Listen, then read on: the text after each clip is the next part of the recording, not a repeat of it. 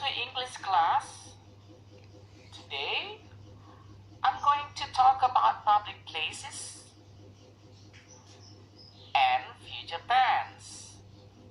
Chapter 11, 5th grade. Here are the public places. Airport, bus station, railway station, and harbor. Nah, di sini kita belajar tentang tempat umum. Ada bandara, ada stasiun bis, ada stasiun kereta api, dan dermaga. Next, still in public places, masih tentang tempat umum, school, hospital, library, and museum.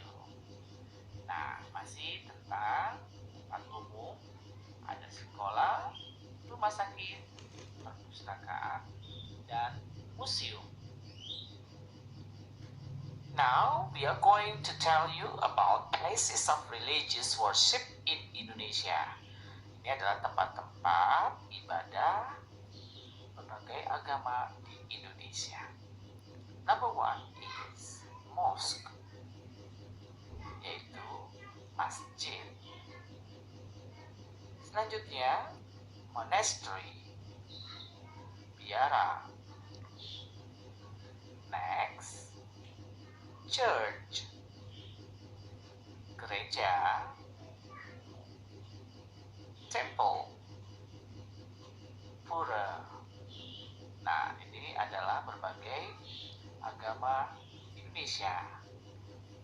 Muslim in a mosque, Buddhist monastery, Christian church, Hindus temple.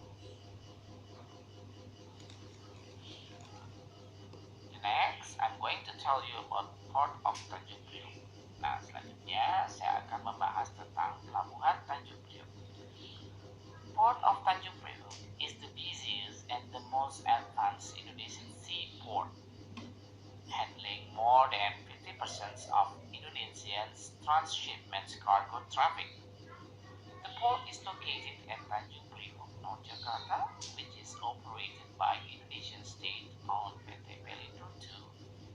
In 2016, the port loaded and unloaded 6.2 million TEUs of cargo, out of the total capacity for about 8 million TEUs.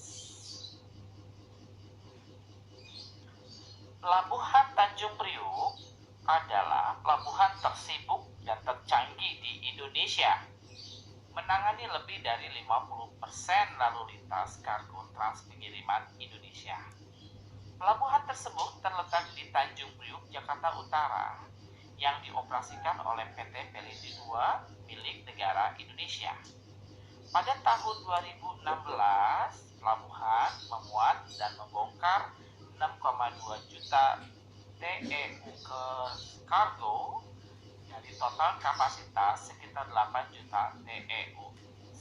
Nah, apa arti dari TEU ya?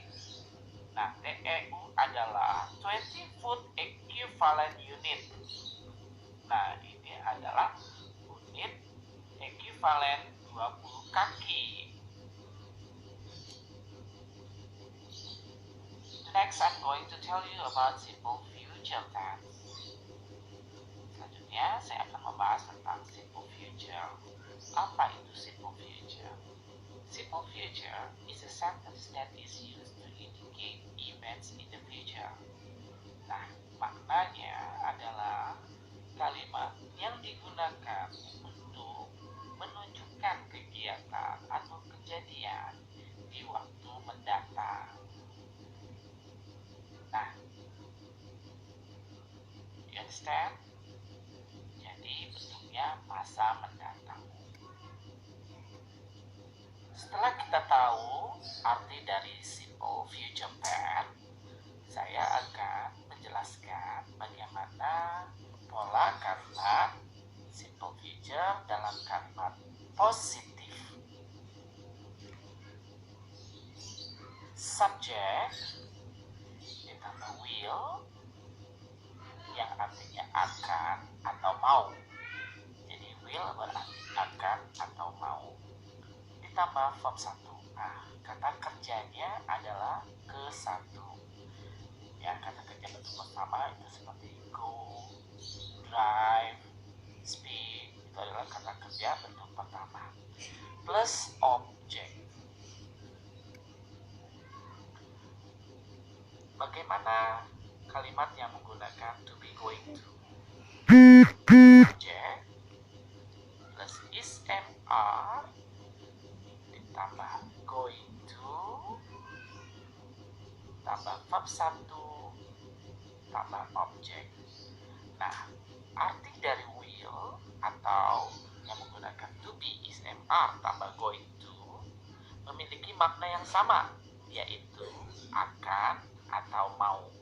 Jadi, apabila kalian membentuk kalimat yang pertama yang menggunakan will ataupun yang menggunakan to be setelah itu going to, maknanya tetap sama karena memiliki makna yang sama, yaitu akan atau mau. Bagaimana contoh kalimatnya? Nah, saya akan berikan contoh kalimatnya. Erna will take the flight next Monday. Erna will take the flight next Monday. Erna sebagai subjek, will ditambah take yang artinya akan mengambil the flight penerbangan next Monday, Senin selanjutnya. Jadi pola kalimatnya Erna will take the flight next Monday. Bagaimana yang menggunakan to be going to? Erna menambahkan is going to take sebagai kata kerja the flight next Monday. Kedua kalimat memiliki makna yang sama ya nak, karena akan mengambil penerbangan minggu depan. Nah, setelah membuat kalimat yang positif, lalu bagaimana bentuk kalimat negatif?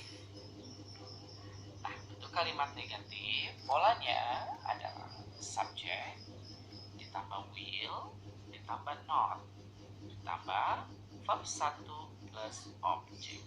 Jadi will not berarti tidak akan atau tidak mau. Nah, bagaimana yang menggunakan to be going to untuk membentuk kalimat negatif? Subject ditambah is MR ditambah not. Jadi not diletakkan setelah is MR. Selanjutnya menambahkan going to ditambah verb 1 plus object. Nah, maknanya tetap sama ya nak ya, baik itu yang will maupun yang to be going